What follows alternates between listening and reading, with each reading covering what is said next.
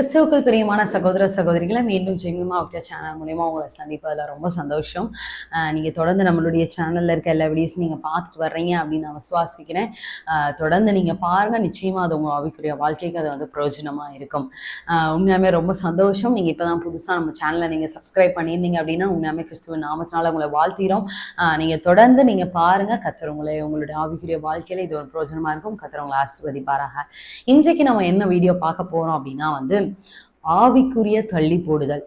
இது வந்து எப்படி சொல்ல அப்படின்னா ஸ்பிரிச்சுவல் ப்ரொகாஸ்டினேஷன் நம்ம சொல்லலாம்.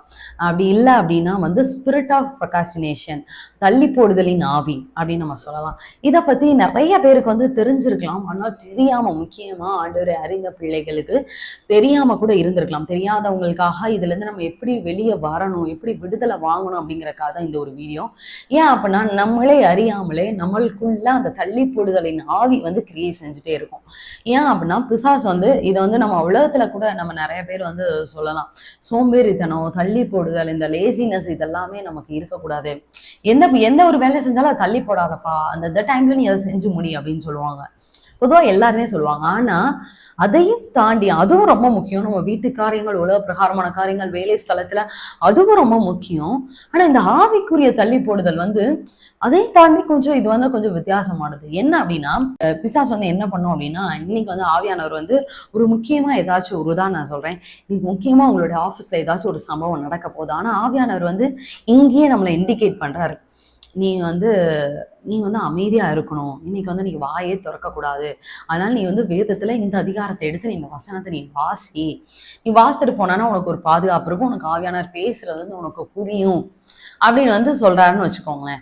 ஆனா நம்ம என்ன பண்ணுவோம் அப்படின்னா, கிளம்புற அவசரத்துல அப்படியா ஆவியானவர் சொல்றாருன்னு நமக்கு நல்லா தெரியும், பைபிள் அதை எடுத்து வாசிக்கணுங்கிறது நல்லா தெரியும். ஆனால் நம்ம என்ன பண்ணிருப்போம், சரி அப்புறம் வாசிக்கலாம், இந்த பஸ்ல போகும்போது வாசிக்கலாம், இந்த ஆஃபீஸ்ல போய் அது என்னன்றது நம்ம பார்த்துக்கலாம் அப்படின்னு சொல்லிட்டு ஆவியானவர் சொல்ற நேரத்தை விட்டுட்டு நம்ம தள்ளி போட்டுட்டோம் அப்படின்னா, ஆண்டவர் சொல்றதை அப்படியே தள்ளி போட்டுட்டோம் அப்படின்னா அந்த இடத்துல ஆஃபீஸ்ல போவோம், அந்த இடத்துல ஏதாச்சும் ஒரு பிரச்சனை நடக்கும், தேவையில்லாத வார்த்தையை நம்ம விடுவோம், நம்ம வார்த்தையினால அந்த இடத்துல ஒரு பெரிய பிரச்சனை நடக்கும்.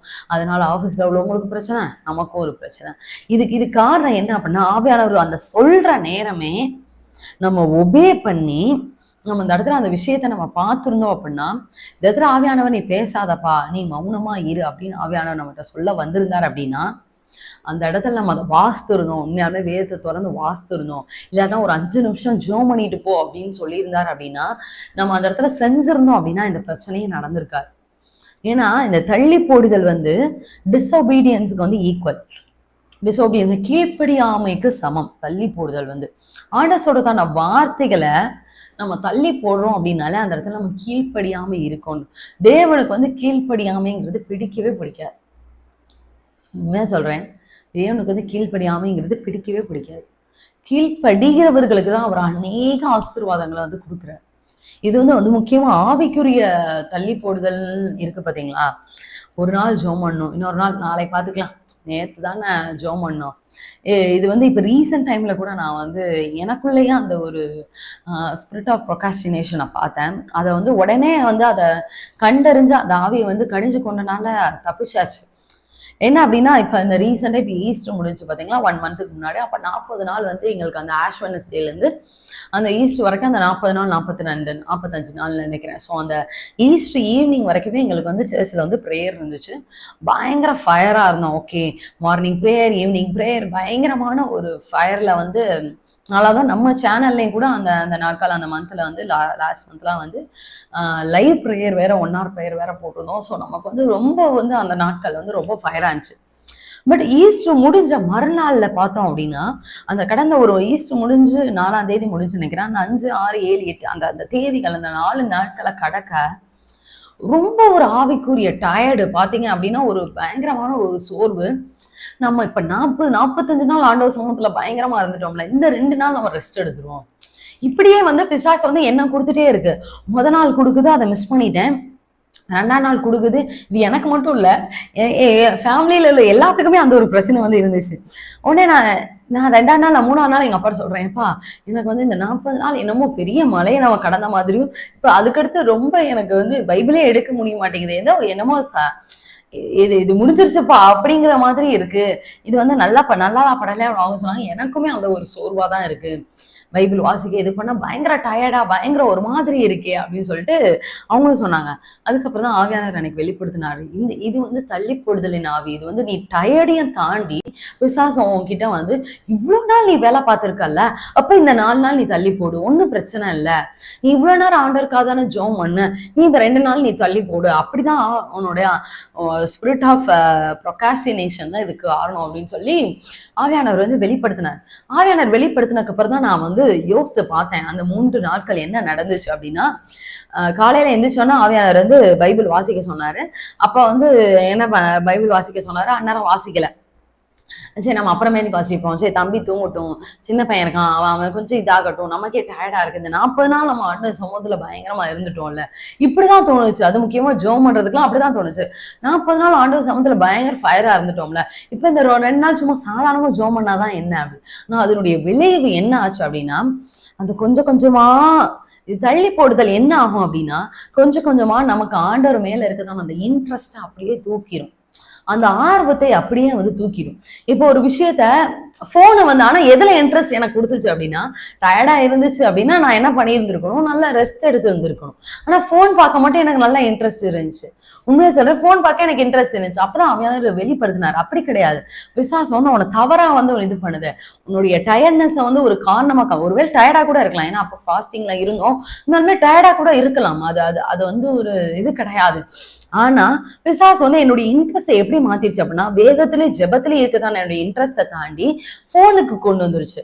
அப்படிங்கும் போது ஆவியானவர் இண்டிகேட் பண்ணி காமிக்கிறார். அப்படிங்கும் போது உனக்கு டயர்ட் இருந்தா உனக்கு போன் பார்க்கவும் உனக்கு டயர்ட் இருந்திருக்கணும். ஆக்சுவலி இது கிடையாது, உனக்கு வந்து இது தள்ளி போடுதல் என் ஆவிதான் வந்து கிரியேட் செய்யுது அப்படின்னு சொல்லி ஆவியானவர் வெளிப்படுத்தினதுக்கு அப்புறம் எந்திரிச்சு, அதுக்கப்புறம் அந்த தள்ளி போடுதல் ஆவியை கடிந்து கண்டு ஜோம் பண்ணதுக்கு அப்புறம் தான் அது வந்து விடுதலை கிடைச்சிச்சு. ஒரு வேளை பார்த்துட்டு இருக்குதானே உங்களுக்கும் ஆவியானவர் வந்து வேதத்தை வாசிக்கவோ இல்லாட்டினா முக்கியமா ஆவிக்குரிய தள்ளி போடுதல் வந்து ரொம்ப வந்து நம்மள அது வந்து ஒரு எப்படி சொல்ல, நம்மளுடைய ஆசீர்வாதத்தை திருடுறதுக்கு சமானம். ஆண்டோரு டிசபீடியன்ஸ் கீழ்ப்படியாமைக்கு சமானம். ஆவிக்குரிய தலை இதெல்லாம் நிறைய ஆசீர்வாதங்கள், ஆண்டோருக்கு பிரியமில்லாத காரியத்தை வந்து செய்ய வச்சிரும். இதுதான் வந்து எப்படி சொல்ல, ஒரு இனிஷியல் ஸ்டேஜ். தள்ளி போடுதல்ங்கிறது ஒரு இனிஷியல் ஸ்டேஜ்.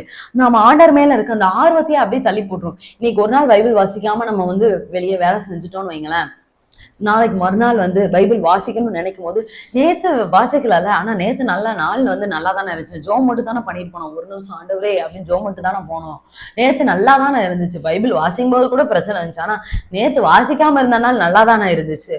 இப்படிலாம் பிசாசு வந்து எண்ணங்கள் கொண்டு வரும். முக்கியமா இரவு நேரத்துல கூட ஆவியானவர் எந்திரிச்சு இந்த ஒரு நபருக்காக ஜோம் பண்ணுங்க, இந்த ஒரு இதுக்காக ஜோம் பண்ணு அப்படின்னு சொன்னார்னா அந்நேரம் தள்ளி போடக்கூடாது. அந்நேரம் எந்திரிச்சு உங்களால முடிந்த அளவு ஒரு 5 நிமிஷம் 10 நிமிஷம் ஆவியானவர் சொன்னார் அப்படின்னா உடனே கீழ்ப்படிந்து அந்த இடத்துல செய்யுங்க. இல்லைன்னா ஏதோ ஒரு கடைக்குள்ள போறோம், அந்த கடைக்குள்ள போகும்போதே வந்து அட்மாஸ்பியர் வந்து உங்களுக்கு மாறும்போது இந்த இடத்துல ஏதோ ஒரு சம்பவம் நடக்க போகுது. ஒண்ணு நமக்கு நடக்கலாம், இல்லைன்னா வெளியே அங்க கடையில உள்ளதான சேல்ஸ் டீம்ஸ்ல ஏதோ ஒண்ணு அங்க ஒண்ணு நடக்க போலாம், இல்லைன்னா நம்ம வாங்க போறதான பொருள்ல ஏதாச்சும் வந்து பிசாசு வந்து ஏதாச்சும் ஒரு தடங்களை வச்சிருக்கலாம். நம்மளுடைய மணி, நம்ம தேவையில்லாம அந்த பொருளை எப்படி சொல்ல, தவறா அந்த பொருளை வாங்கிட்டோம் அப்படின்னா நம்மளுடைய மணி வேஸ்ட் ஆயிரும். அந்நேரம் ஆவியானவர் வந்து ஒரு ஒரு இண்டிகேட் பண்றாரு, இந்த இடத்துல ப்ரேயர் பண்ணு அப்படின்னு பண்றாரு அப்படின்னா நம்ம அதெல்லாம் தள்ளி விட்டுட்டு ஜோம் பண்ணி தான் அதெல்லாம் பார்த்துக்கலாம், வந்து ஜோம் பண்ணிக்கலாம், பொருளை கையில வாங்கிட்டு ஜோம் பண்ணிக்கலாம் அப்படின்னு சொல்லிட்டு நம்ம தள்ளி போட்டுட்டு அந்த பொருளை வாங்கிட்டு ஜோம் பண்ணதுக்கு அப்புறம் அந்த பொருள் நமக்கு உபயோகம் இல்லாமல் போயிடுச்சுன்னு வைங்களேன், ரொம்ப கஷ்டமா போயிடும். அது வந்து வேஸ்ட் ஆஃப் மணி, நம்மளுடைய ஆசீர்வாதத்தினுடைய இது வந்து ரொம்ப வேஸ்ட். ஸோ அந்த நேரத்துல உங்களுக்கு ஆவியானவர் இண்டிகேட் பண்றாருன்னா, ஆவியானவரே எதுக்காக சொல்றீங்கன்னு எனக்கு தெரியல, ஆனாலும் நான் இப்ப ஜெபிக்கிறேன், ஆவியானவரே நீங்க எனக்கு உதவி செய்யுங்க ஆவியானவர். ஏன்னா நமக்கு வந்து உங்களுக்கு ஏதோ ஒண்ணு தோணுது அப்படின்னாலே ஆவியானவர் வாக்கு கடங்கா பெருமூச்சோட நமக்காக வேண்டுதல் செய்யறார். நீங்க வந்து அந்த இடத்துல சரண்டர் பண்ணணும் ஆண்டவர் சமூகத்துல. ஓகே ஆண்டவரே, ஆண்டவர் சொல்லிட்டாரா, கீழ்ப்படியணும், அவ்வளவுதான். ஒரு 2 நிமிஷம் நின்று ஜோம் பண்றதுனால நமக்கு வந்து குறைஞ்சு போகவே மாட்டோம். நம்ம வந்து என்ன ஒரு 2 நிமிஷம் நின்று பைபிளை நம்ம வாசிக்கிறனால நம்ம வந்து குறைந்து போகக்கூடிய இதே கிடையாது. ஆனாலும் ஆண்டவர் வந்து நீங்க கேட்கலாம், ஆண்டவரே அந்த இடத்துல பாதுகாக்கலாம்ல, ஏதோ ஆபத்து வந்து ஆண்டவரே இது பண்ணலாம் அப்படின்னு கேட்டீங்கன்னா, ஆண்டவர் வந்து நம்மளுடைய விருப்பத்தை எதிர்பார்க்கிறார், சரண்டர் நம்மளோட கீழ்ப்படுகிறத எதிர்பார்க்கிறாரு. உண்மையாலுமே என் பிள்ளை வந்து முழு மனசா நான் அந்த பிள்ளைய ஆளணும் நினைக்குதா அப்படிங்கிறத ஆண்டவர் வந்து எதிர்பார்க்குறாரு. ஸோ அந்த இடத்துல தான் வந்து சரண்டரிங் சப்மிட்டிங் டு காட் வந்து ரொம்ப ரொம்ப இம்பார்ட்டன்ட். ஸோ இப்போ இந்த வீடியோ பார்த்துட்டு இருக்கா நீங்கள் ஆவிக்குரிய தள்ளி போடுதல் அப்படிங்கிறது வந்து நம்மளுடைய ஆசீர்வாதத்தை திருடுறதுக்கும் கீழ்ப்படியாமைக்கும் ஆண்டவர் மேல இருக்குதான் அந்த இன்ட்ரெஸ்ட்டை எடுத்து போடுறதுக்கு ரொம்ப சமானம். ஒருவேளை நீங்க வந்து நீங்க பார்த்துருக்கலாம். இப்போ நான்லாம் வந்து ஒரு 2 நாள் மிஸ் பண்ணிட்டேன். 3 நாள் 3வது நாள் தான் அதை கணிக்கிறேன். ஆவியானவர் வெளிப்படுத்துறாரு ஏன் நமக்கு இப்படி இருக்குன்னு. அப்படி உங்களுக்கு வந்து ஒரு 2 நாள் மிஸ் ஆனாலும் பரவாயில்ல. பட் நீங்க அந்த அந்த ஆவியானவர் உங்களுக்கு வெளிப்படுத்தும் போது டக்குன்னு அதை வந்து அந்த ஸ்பிரிட்டை தள்ளிப்படுது நான் இயேசுவின் நாமத்துல வெளியே போ அப்படின்னு சொல்லிட்டு உடனே இன்ஸ்டன்டா எடுத்து பைபிள் எடுத்து உட்காந்து வாசிங்க. ஆவியானவர் உங்களுக்கு பைபிள் வாசிக்க சொல்றாரா, ஆண்டவர் இப்போ உங்களை வாசிக்க சொல்றாரா, உடனே எடுத்து உட்காந்து வாசிங்க. அதை நீங்க டிராவல் பண்ணிட்டே இருக்கலாம், இல்லைன்னா வெளியே எங்கேயாச்சும் போயிட்டு இருக்கலாம். ஏதோ ஒரு நேரம் ஆவியானவர் வந்து உங்களை வந்து இந்த இடத்துல எதுவும் நடக்க போதுப்பா, நீ கொஞ்சம் ஜாக்கிரதையா இருக்கிறக்கால நீ கொஞ்சம் உன்னுடைய பாதுகாப்புக்காக நீ இந்த ஒரு விஷயத்த செய்யி. இல்லைன்னா உங்க பிள்ளைங்கள் வெளியே எங்கேயாச்சும் போயிருப்பாங்க, உங்க பெற்றோர்கள் வெளியே எங்கேயாச்சும் போயிருப்பாங்க, கணவன் எங்கேயாச்சும் வெளியே போயிருப்பாங்க, மனைவி எங்கேயாச்சும் வெளியே போயிருப்பாங்க. அந்த நேரம் வந்து ஆவியானவர் சொல்றாரு ஒரு நிமிஷம் இவங்களுக்காக ஜோம் பண்ணு அப்படின்னா அது ஒரு நிமிஷம் ஆண்டவரே அவங்க எந்த சூழ்நிலையில இருக்காங்கன்னு எனக்கு தெரியாது, ஆனா நீங்க பாதுகாத்துக் கொள்ளுங்க. அந்த ஒரு செகண்ட் பண்றதான ஜெபம் அவர்களையும் பாதுகாக்கும், நம்மளையும் பாதுகாக்கும். அது வந்து எப்படி சொல்லனா ஆண்டவருக்கு வந்து ரொம்ப பிரியமான ஒரு காரியம். நம்ம தள்ளி போடுதல் வந்து ரொம்ப மோசமானது. அது முக்கியமா ஆவிக்குரிய தள்ளி போடுதல் வந்து நம்மளுடைய ஆசீர்வாதத்தை நம்மளே இழந்துடலாம். எப்படி சொல்ல ஆண்டவர் வந்து இப்போ உடனே நமக்கு ஆசீர்வாதம் கொடுக்கறதுக்காக வச்சிருப்பாரு. ஆனா நம்ம அதை தள்ளி போட்டு அந்த ஆசீர்வாதத்துக்காக நம்ம பல வருடங்கள் அந்த ஒரு சர்க்கிள் அந்த தள்ளி போடுதலை நம்ம கற்றுக்கொள்ளணும். அந்த ஸ்பிரிட் ஆஃப் ப்ரொகாஸ்டினேஷனை நம்ம வாழ்க்கையில இருந்து எடுத்து போடணுங்கிறக்காகவே ஆண்டவர் வந்து சுத்த விட்டுருவார். அப்புறம் அதை நம்ம சரண்டர் ஆண்டவர் சமூகத்துல ஆண்டவரே நீங்க எனக்கு உதவி செய்யுங்க, நான் தள்ளி போடுதல் ஆவி என்கிட்ட எடுத்து போடுங்க, இனிமே எனக்கு இருக்கக்கூடாது அப்படின்னு சொல்லி நம்ம என்னைக்கு ஆண்டவர்கிட்ட சரண்டர் ஆகிறோமோ அது வரைக்கும் நமக்கு உரிதான் அந்த ஆசீர்வாதம் வெயிட் பண்ணிட்டே தான் இருக்கும். நம்ம என்னைக்கு சரண்டர் ஆகிறோமோ அன்னைக்கு தான் அந்த ஆசீர்வாதம் நம்ம கைக்கு வரும். இது வந்து நமக்கு தேவையில்லாத ஆண்டவர் ஒரு நிமிஷம் சொல்லும் போது நம்ம கீழ்ப்பணிச்சிட்டோம் அப்படின்னா ரொம்ப ஈஸியா நம்ம ஆண்டவர் நமக்கு கொடுக்கக்கூடியதான ஆசீர்வாதங்கள் வந்து நமக்கு வந்துடும். ஸோ இது வந்து உலக பிரகாரமான காரியத்துக்கே வந்து யாருனாலும் தள்ளி போடக்கூடாது. அந்த லேசினஸ் வந்து நம்மகிட்ட இருக்கக்கூடாது. வேலை ஸ்தலத்துலயும் சரி வீட்லயும் சரி. இப்போ ஒரு பிள்ளைங்கெல்லாம் வந்து போனை பார்த்துட்டே வந்து பேரண்ட்ஸ் வந்து செய்யறேன் அப்புறமேட்டுக்கு இப்ப என்ன அவசரம், நான் அப்புறம் செய்யறேன் இப்ப செய்யறேன் அப்படின்னா நாளைக்கு நான் செய்யறேன்னு நாளைன்னு பல நாளே போயிடும். ஆனா அதை ஒரு செகண்ட் நின்று இந்த வாரேன் இப்ப செய்யறேன் அப்படின்னு செஞ்சுட்டோம் அப்படின்னா அது வந்து அதை முடிஞ்சிடும். ஒருவேளை நாளை வந்து நமக்கு கிடைக்காம போயிடுச்சுன்னா உண்மையா சொல்றேன், ஒரு நாளை வந்து ஆண்டவர் இன்னைக்கு வந்து இது வந்து ஆசீர்வாதத்துக்காக மட்டும் சொல்ல வரல, ஒரு பாவத்தை மன்னிக்கிறது. ஒரு ஆண்டவர் வந்து ஒரு எப்படி சொல்ல ஒரு பாவத்தை வந்து வெளியே வா அப்படின்னு ஆண்டவர் வந்து சொல்றாரு அப்படின்னா இதுல இருந்து வெளியே வா அப்படின்னு சொல்றாரு அப்படின்னா நாளைக்கு பண்ணிக்கலாம், நாளைக்கு நான் அன்இன்ஸ்டால் பண்ணிக்கலாம் இன்ஸ்டாகிராம, இல்லைன்னா நாளைக்கு நான் வந்து இது பண்ணிக்கலாம், பிளாக் பண்ணிக்கிறேன் இந்த நம்பரை, நாளைக்கு நான் இது பண்ணிக்கிறேன், இல்லைன்னா இந்த ஒரு வாரம் மட்டும் நான் இது பண்ணிக்கிறேன் அப்படின்னு நம்ம பண்ணோம் அப்படின்னா உண்மையாலுமே அந்த நாளைக்குள்ள அந்த நாட்கள் வந்து வராம இருந்து ஆண்டவருடைய வருகை வந்தோ இல்லைன்னா நமக்கு ஏதோ நாயோ நம்ம ஆண்டவர் சமூகத்துக்கு நம்ம போற மாதிரியோ இருந்துச்சு அப்படின்னா நம்ம எப்படி ஆண்டவரை ஃபேஸ் பண்ண முடியும்? அதனால என்னைக்குமே நாளை நினைச்சு உண்மையாலுமே நாளைக்கு வராம இல்லைன்னா ஆண்டவர் வந்து நாளைக்கு அந்த ஆசீர்வாதத்தை நம்ம பெற்றுக்கொள்ளலாம், நாளைக்கு இது பண்ணிக்கலாம் அப்படின்னு நம்ம அப்படி பண்ணோம் அப்படின்னா வேஸ்ட். இப்போ உண்மையாலுமே ஒரு இடத்துல இந்த இடத்துல பொக்கிஷம் வச்சிருக்காங்கன்னு வைங்களேன், பொக்கிஷம் வச்சிருக்காங்க. இப்போ உலகத்துல ஒரு உதாரணம் சொல்றேன். இப்போ இந்த இடத்துல ஒரு பொக்கிஷம் வச்சிருக்காங்க, நீங்க வந்து சொல்றாங்க இந்த பொக்கிஷம் இருக்கு, இந்த இதுல இருக்கு, நீங்க தேடுறவங்க தேடி கண்டுபிடிச்சுக்கோங்கப்பா அப்படின்னு சொல்லுங்க. அதை நாளைக்கு பாத்துக்கலாம் பொக்கிஷம் தானே, இதுல என்ன இருக்க போகுது, இவ்வளவு பெரிய பணம் இருக்கு அப்படின்னு சொல்லியா நம்ம இருப்போம். இப்போ உதாரணத்துக்கு இப்ப பேங்க்ல ஒரு 5000 ரூபாய் போடுறாங்கப்பா, எல்லா மக்களுக்கும் போறாங்க. இப்போ கவர்மெண்ட் ஒரு 5000 ரூபாய் 10,000 ரூபாய் போட்டு விடுது அப்படின்னா எவ்வளவு அடித்தடி போட்டு நம்ம அங்க போய் நிக்கிறோம். இல்லைன்னா ரேஷன்ல ஒரு பொருள் இலவசமா தாராங்க, இது பண்றாங்க அது பண்றாங்கன்னு எவ்வளவு அடித்தடி போட்டு நம்ம நிக்கிறோம். ஆனா ஆண்டவருடைய விஷயத்துக்கு மட்டும் அதுல மட்டும் தள்ளி போடுதல் நமக்கு இருக்கான்னு பார்த்தோம்னா கண்டிப்பா கிடையாது. ஏன்னா தள்ளி போட்டோம்னா நமக்கு அந்த ஆசீர்வாதம் கிடைக்காதுல்ல. இதே 2 நாள் கழிச்சு நம்ம அங்க போய் நின்னோம்னா நமக்கு தரமாட்டான், நமக்கு அந்த காசு தரமாட்டான். ஏன்பா 2 நாள் என்னப்பா பண்ணா தூங்கிட்டா இருந்த அப்படின்னு கேட்பாங்க. ஸோ ஒரு சாதாரண உலக பிரகாரம் விஷயத்துக்கே நம்ம அவ்வளவு ஜாக்கிரதையா இருக்கும்போது ஆவிக்குரிய விஷயத்துல ஆவிக்குரிய ஆசீர்வாதம் நம்ம பெறதுக்கு நம்ம எவ்வளவு ஜாக்கிரதையா நம்ம இருக்கணும். ஸோ இனி வரும் நாட்களை ஒருவேளை உங்களுக்கு இந்த தள்ளி போடுதலின் ஆவி வந்து இருந்துச்சு அப்படின்னாலும் சரி, நம்ம ஆவிக்குரிய தள்ளி போடுதல் ரொம்ப மோசமானது. அதை வந்து ஒரு திருடுற பிசாசு வந்து நம்ம ஆசீர்வாதத்தை திருடுறதுக்கு சமானம், நம்ம சமாதானத்தை திருடுறதுக்கு சமம். அது வந்து எப்படி சொல்ல, நம்மளுடைய ஆசீர்வாதத்தை நம்ம பாவம் மன்னிப்பு பெறாதபடிக்கு, பிறரை மன்னிக்காதபடிக்கு எதையுமே நம்ம டிலே பண்ணக்கூடாது. ஆவியான ஒரு விஷயத்த வெளிப்படுத்தினா அப்படின்னா கரெக்டா ஒபே பண்ணுங்க. அந்த கீழ்ப்படிதல் முக்கியமா வேணும். இந்த வீடியோ மூலயமா உங்களுக்கு அது புரிஞ்சிருக்கும் நாங்கள் சுவாசிக்கிறேன். ஏன்னா இது வந்து எந்த அளவுக்கு இன்னைக்கு கிறிஸ்தவர்களுடைய இருதயத்தை வந்து இந்த பிசாசு வந்து இதை வந்து சுத்தி வச்சிருக்கான். ஒரு 4 நாள் நல்லா இருந்து ஒரு 3 நாள் வந்து ஒன்றும் படிக்க வேணாம். வாரத்துல 7 நாள் இருக்கா, 4 நாள் நீ நல்லா இரு, 3 நாள் இரு, 4 நாள் நல்லா இருந்திருக்கலாம். அந்த ஜெபம் உனக்கு தாங்கும். ஓகே, ஜெபம் தாங்குறதெல்லாம் ஓகே. ஆனா முக்கியமா அன்னைக்குன்னு ஏதாச்சும் ஒரு சோதனை இருந்திருக்கும், இல்லைன்னா அன்னைக்குன்னு ஏதாச்சும் ஆசீர்வாதம் வர வேண்டியதா இருக்கும். அதை நம்ம மிஸ் பண்ணிட்டோமே. ஸோ ஆண்டவர் வந்து என்ன சொல்றாரோ நம்ம அதை ஒபே பண்ணணும். இந்த வீடியோ உங்களுக்கு ரொம்ப பிரயோஜனமாக இருந்திருக்கும் அப்படி நாங்கள் சுவாசிக்கிறேன்.